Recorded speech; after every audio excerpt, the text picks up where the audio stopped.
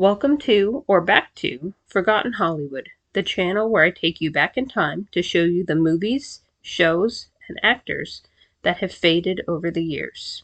Look, up in the sky! It's a bird! It's a plane! It's not the first hero in America. Not even close. Though Superman was one of the earliest heroes to capture the imagination of the country, first in print in 1938, and then on film 10 years later, there was another hero that predates the Man from Krypton. This hero not only inspired aspects of Superman, but also heavily influenced the development of Batman. Who is this hero? Zorro. This bold renegade carves a Z with his blade, a Z that stands for Zorro.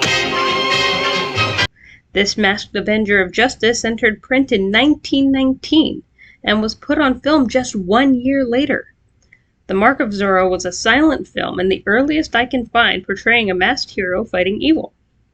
The success of this movie sparked a sequel in 1925, and several more adaptations over the years, including 4 film serials, 12 movies, 3 television series, and 3 cartoons. And those are just the ones made in the United States. But how did a silent film from 1920 lead to this? Let's find out. To understand the influence of the hero of Spanish California, one must look at the elements introduced. First, there is Zorro himself, dressed all in black, wearing a mask, traveling under the cover of darkness to fight evil and corruption. Yeah, I think we can see a few similarities. There is also his agility to take into account, wonderfully portrayed by Douglas Fairbanks Sr. in the silent film. And I should add that he was known for doing his own stunts. So that was him. That was him too. In the early days of film, many actors would risk life and limb for their craft. Modern heroes? Yeah. Anyway, it's obvious which attributes of the costumed hero influenced Batman. But what about Superman? According to the creators of the original comic, Zorro's easygoing, devil-may-care attitude was transferred to Superman. The writers also took inspiration from another of Fairbanks' roles, Robin Hood.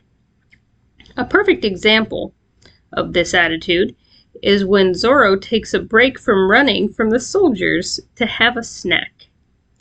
While I don't recall Superman ever grabbing a bite during a robbery, he was rarely worried when confronting the bad guys.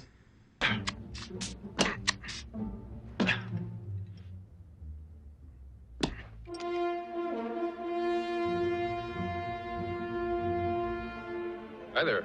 Something wrong with the elevator? Okay, so we covered the heroic side of the character.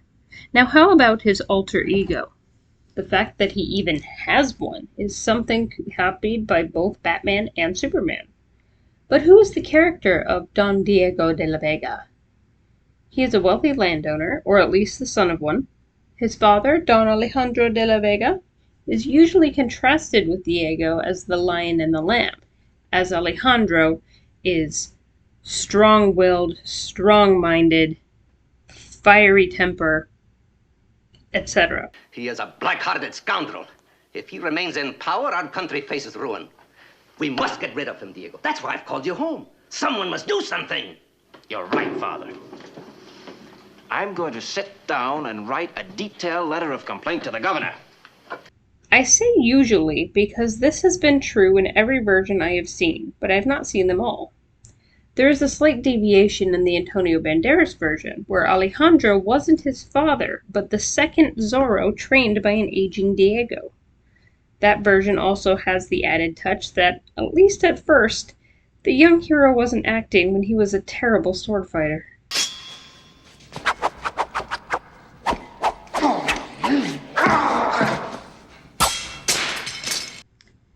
That brings us to the first point of the alter ego.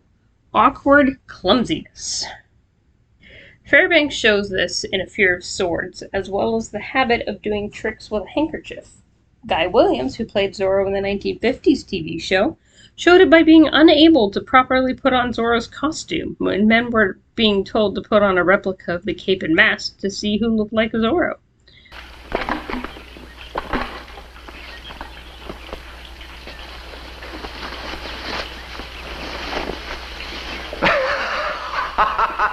Come, senor. You do not need the cloak or mask. You are the least likely Zorro suspect in all of California. You needn't mock me, Comandante. Simply because I do not practice the arts of violence. My humble apologies. Of course, we have seen awkward clumsiness in other places. We're coming. Come on. Oh, back here? Yeah. Please don't point that at me, sir. You could hurt somebody with that. Yeah. In the case of Zorro, he uses this to hide his skills as a swordsman. Other traits he exhibits to hide his nature include pacifism and a great love of poetry. But now that I've just had to do something I'm not very proud of, I've convinced my father that I'm a spineless weakling. But if I were to take open action as he wants to do, his life would be in danger. Now I'm free to act alone. You remember what I said this morning? If you're gonna clothe yourself in the skin of the lion, put on that of the fox. This is where we see a little more Bruce Wayne than Clark Kent. The wealthy landowner who likes to go to parties, play music, and meet beautiful women. Especially that third one in the case of Bruce Wayne. And Tony Stark, but that's another story. While I don't recall many times that Bruce was shown as awkward, unlike Diego, one can assume that the son of a rich man part definitely carried over from one to the other. It is interesting to watch the Mark of Zorro, appropriately titled due to its mark on future heroes, when one knows what came after. Audiences in 1920 couldn't have possibly known the impact it would have on so many generations. Just don't fly away, all right? Sorry to drop in on you like this, Miss Lane, but I've been thinking, you know, there must be a lot of questions about me that people in the world would like to know the answers. Of course, yes. And while many credit the Phantom as inspiration for Batman, and it is one of them, Zorro and his legacy cannot be ignored. If you wish to watch the first superhero movie made, at least in America, but possibly the world, the full film is available right here on YouTube as it is in public domain. I will let you know that the pacing is very slow compared to the modern superhero movie. Silent films were just that, silent, so dialogue had to be contained to subtitles in pantomime. Still, I enjoyed the film, particularly the climax. It is a great example of early cinema, and if you do see it, you can tell your friends how you watched what is possibly the first superhero movie ever made. If you do get a chance to watch the film, or if you've already seen it, let me know what you thought in the comments, or about what other heroes you know that may have taken inspiration from. So cunning and free. If you like this sort of content, don't forget to like and subscribe to get notifications about any future videos.